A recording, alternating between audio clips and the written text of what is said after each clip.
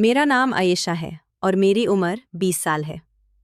आज जब मैं अपने कमरे की खिड़की से बाहर देखती हूँ और ठंडी हवा मेरे चेहरे को छूती है, तो दिल में एक अजीब सी हलचल सी होती है। जिंदगी ने मुझे इतना कुछ दिया और छीना कि कभी-कभी लगता है ये सब सपना था, लेकिन ये सपना नहीं, ये मेरी हकीकत है। मैं राजस्थान के एक छोटे से गांव से हूँ। हम बहुत गरीब थे। घर में 2 वक्त की रोटी भी मुश्किल से आती थी। माँ की तबीयत हमेशा खराब रहती थी। जब मैं 10 साल की थी, पता चला माँ को कैंसर है। ऑपरेशन के लिए पैसा नहीं था। पापा खाली हाथों से समोसे बेचते, हम खाली पेट सोते। कभी-कभी पड़ों के खेतों से सब्जियां चुराकर घर ले आते। रात को माँ के पास बैठकर मैं और मेरी बड़ी बहन दरसाना उनके हाथ पकड़ लेती। माँ कहते, बेटा, भगवान जरूर देखेगा। लेकिन वक्त गुजारता गया और हालत और खराब होते गए। 3 साल बाद मैं 13 साल की हो चुकी थी। एक दिन पद्दोस की आंटी घर आई और बोली, भाई साहब, दरसाना के लिए रिश्ता आया है। लड़का विदेश में स्टोर मैनेजर है, अच्छा कमाता है। पापा खुश हो गए। माँ भी सोचने लगी कि मारने से पहले बेटियों की शादी देख लूं। मैं भी एक्साइटेड थी, लेकिन अंदर से डर भी था। शादी के लिए पापा ने गांव वालों से उधार करके 1 लाख रुपए जमा किए। बारात आने वाली थी। जब बारात आई, मैं बाहर गई देखने। लेकिन ये क्या, 2 दूल्हे नजर आ रहे थे। मैं बहन के पास भागी। दरसाना बजी, दुल्हा 2 लग रहे हैं। सब हंसे। फिर आंटी ने मुझे पकड़ लिया और बोली, आयशा, आज तेरी भी शादी है, तुम दोनों बहनों की साथ में। मेरा दिमाग घूम गया।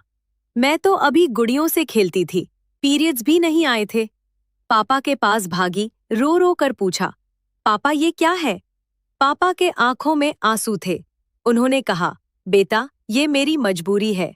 माँ के लिए, मेरे लिए ये शादी कर ले। माफ कर दे अपने पापा को। माँ उसी दिन हॉस्पिटल में एडमिट हो गई थी। उनका अटैक आ गया था। मैं पापा के आंसू देखकर टूट गई। चुपचाप स्टेज पर बैठ गई। उस रात में अपनी ही शादी का खाना खा रही थी, बिना जाने। विदाई हुई। मैं बेहोश हो गई। 6 घंटे की जर्नी के बाद होश आया तो बजी मेरे पास थी। ससुराल में सब थे।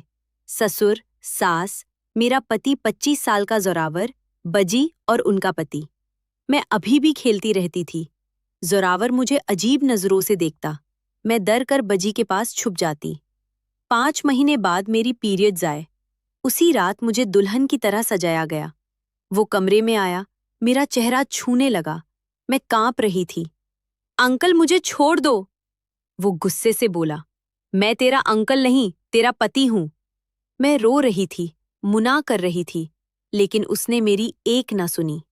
रात भर उसने मुझे दरिंदे की तरह नोचता रहा।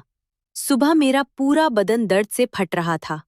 बजी ने मुझे उठाया, नहलाया, खाना खिलाया और बोली, मत घबरा, मैं हूं ना तेरे साथ। 1 महीने बाद मुझे उल्टी आने लगी। मैं बेहोश हो गई। डॉक्टर ने कहा मैं प्रेग्नेंट हूं। मुझे कुछ समझ नहीं आया। उसी दिन पापा आए और बोले, माँ बिल्कुल ठीक हो गई है। मैं खुश भी थी और डर भी रही थी। पैर फूलने लगा। ससुर जी और सास ने कहा आराम कर, लेकिन जोरावर बदलता जा रहा था। उसने अपनी पहली शादी छुपाई थी। एक दिन उसने मुझे घर से निकालने की कोशिश की। सबने समझाया, लेकिन वो नहीं माना। डिलीवरी के वक्त डॉक्टर्स ने कहा, माँ या बच्चा एक ही बच सकता है। ससुर ने साइन किए बच्चे को बचाने के। खुशनसीबी से दोनों बच गए, लेकिन जोरावर ने मुझे मेरे माँ बाप के साथ भेज दिया। बच्चा 3 महीने का था जब वो आया और बच्चे को छीन लिया। मैं रो रो कर पांव पड़ती रही, लेकिन उसने एक तरस नहीं किया। पुलिस, कोर्ट, सब में हार गई।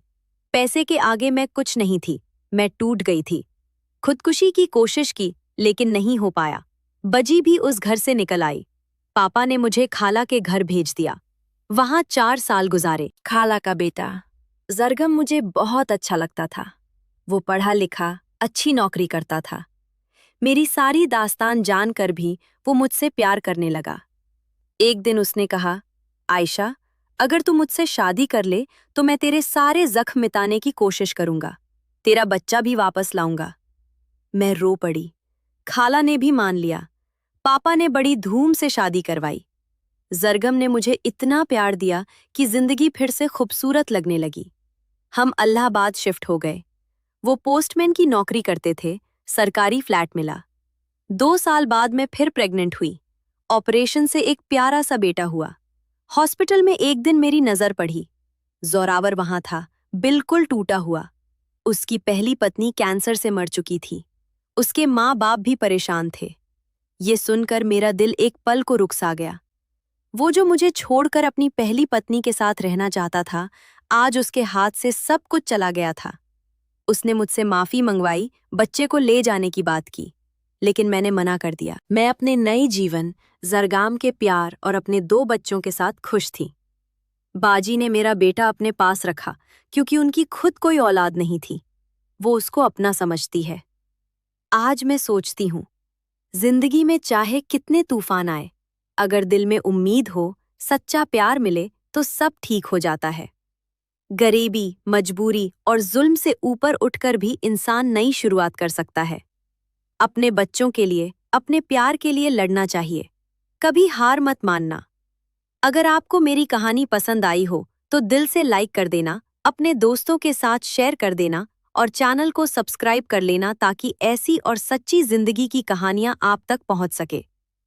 अपने कमेंट्स में जरूर बताना, क्या आपको लगता है मैं अपने पहले पति से मिलती? और क्या मैंने अपना बेटा बहन को सौंपकर सही किया? आपकी राय का इंतजार रहेगा। अपना ख्याल रखना। अल्लाह आप सबको खुश रखे। नई कहानी के साथ जल्दी मिलते हैं। अल्लाह हाफिज।